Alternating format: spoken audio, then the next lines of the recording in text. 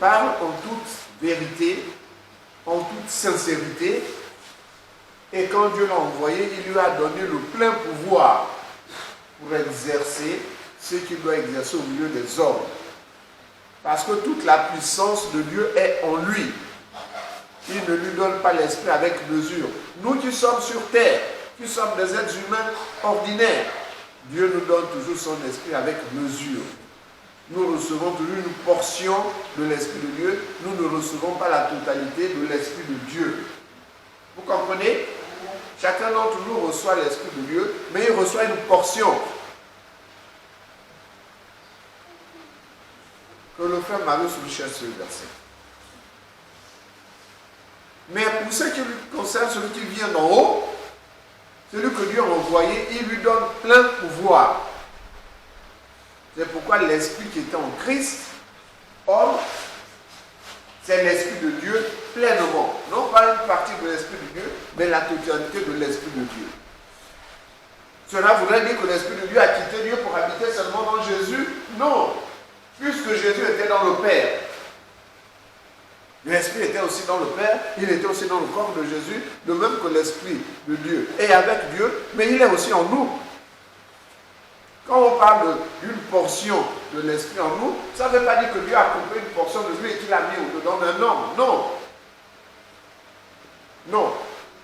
Ça veut simplement dire que l'Esprit n'agit pas pleinement dans cette personne-là, comme il agissait en Jésus-Christ, c'est tout. Mais l'Esprit ne quitte pas Dieu pour venir vers nous. Même au jour de la Pentecôte, quand les gens ont vu des lampes de feu descendre sur les apôtres, c'était juste un signe visible. Quand l'Esprit est descendu sur Jésus-Christ, lors de son baptême, ça ne veut pas dire que l'Esprit était d'abord hors de Jésus-Christ, et puis au moment du baptême, il est descendu en lui pour le remplir maintenant. Non, c'était juste un signe pour reconnaître Jésus-Christ au milieu des autres hommes. Vous comprenez? C'était juste un signe.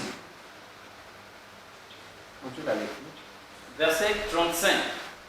Le Père aime le Fils et il a mis toutes choses entre ses mains. L'amour du Père est manifesté à travers le Fils.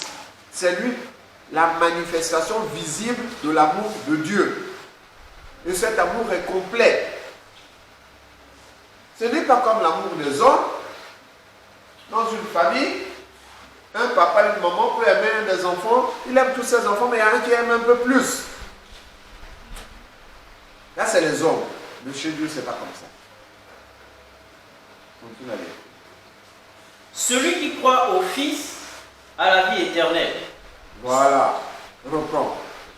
Celui qui croit au Fils a la vie éternelle. Voilà. C'est ce que je vous disais tout à l'heure que nous allons le voir. Celui qui croit au Fils, celui qui croit que Dieu l'a envoyé, cette foi-là lui communique quelque chose d'extraordinaire qu'on appelle la vie éternelle, qui est de toute éternité avec Dieu.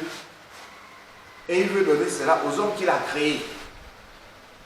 Mais ces hommes-là prennent un nom particulier. Pour qu'ils reçoivent cette vie-là, il faut qu'ils deviennent enfants de Dieu. On l'a vu dans Jean chapitre 1. Et il a donné le pouvoir de devenir fils de Dieu, lesquels sont nés de la chair, de la volonté de la chair, mais de la volonté de Dieu seul. Pour que la vie éternelle là soit en nous, il faut d'abord que nous devenions fils de Dieu. Parce que c'est la vie de fils qui nous communique. La vie de fils.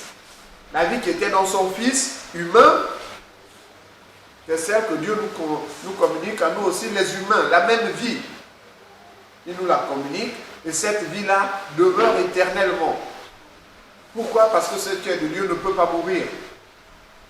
La vie de Dieu en un homme ne peut pas mourir. Mais à condition que cette vie-là soit précieuse à nos yeux et que nous l'entretenons.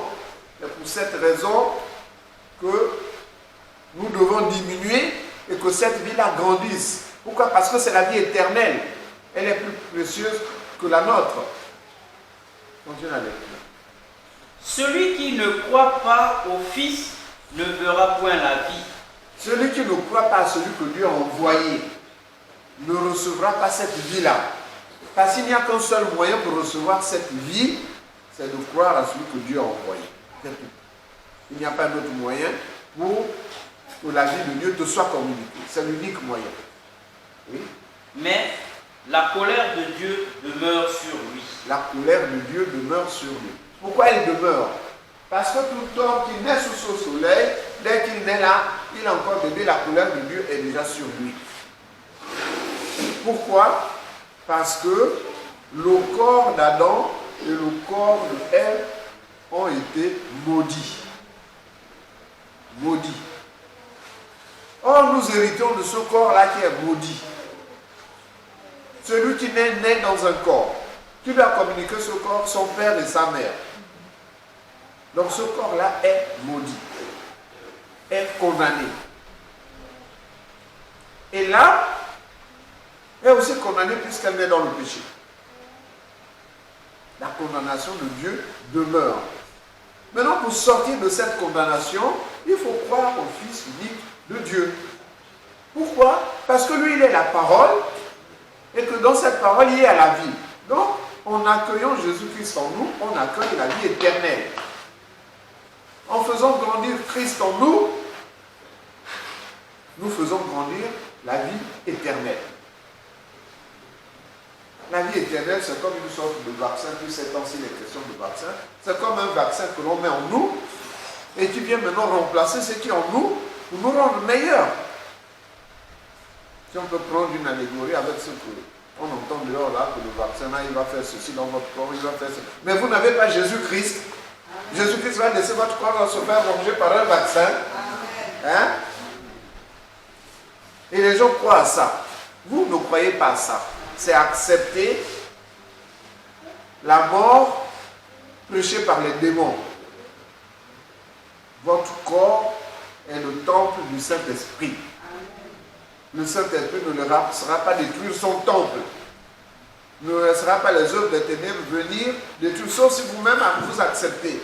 Mais si vous rejetez le...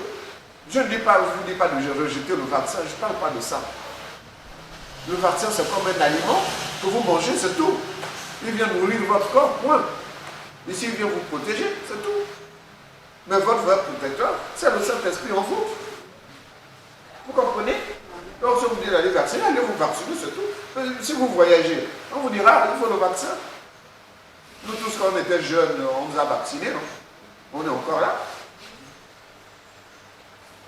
Mais vous devez vous dire que mon corps, c'est le temple du Saint-Esprit, il le garde en bonne santé. C'est tout. C'est tout. Même si nous avons tenu quelques infirmités qui sont nées dans nos corps, au moment où nous ne connaissions pas le Seigneur a autorité sur ça. Gardez votre foi. C'est tout. Gardez votre foi. Tu peux t'asseoir. Tu as fini la lecture.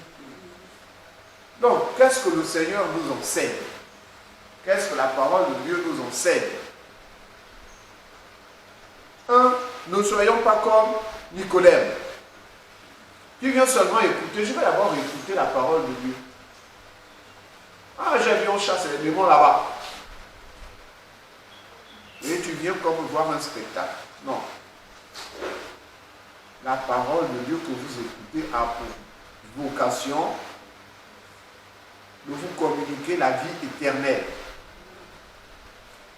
Et cette vie doit grandir en vous et devenir manifeste. C'est-à-dire les gens doivent voir ça, doivent voir la vie éternelle en vous. Maintenant, pas quand nous serons enlevés. Maintenant, ils doivent voir la vie éternelle en vous. Comment? Nous autres qui prenons déjà de l'âge, ben, les gens de ma génération me regardent. Ah, mais toi tu ne vieillis pas, oui. J'ai la vie éternelle. La vie éternelle ne vieillit pas. Le corps vieillit, oui, c'est vrai, mais la vie éternelle demeure. Il faut qu'ils voient ça. Quand ils disent, ah, toi tu ne vieillis pas. Oui, ah, merci Seigneur. La vie éternelle est donc en train de se manifester en moi, ça devient maintenant visible. Vous comprenez? Donc, ça doit être votre témoignage, le témoignage de chacun d'entre nous. De chacun. C'est pourquoi nous nous évertions à vous enseigner, à vous enseigner, à vous enseigner, pour que chacun d'entre nous soit un témoin vivant de Jésus-Christ. Pas un témoin de Jéhovah, un témoin de Jésus-Christ, Jésus de Nazareth. Donc affermissez-vous dans la foi. Ne vous contentez pas de venir écouter dimanche, après vous allez enterrer la parole de Dieu dans un coin de votre cœur, et puis vous continuez votre vie de tous les jours comme si rien ne s'était passé. Oui, frère, tu as trouvé le verset? Oui, vas-y, lis les trois.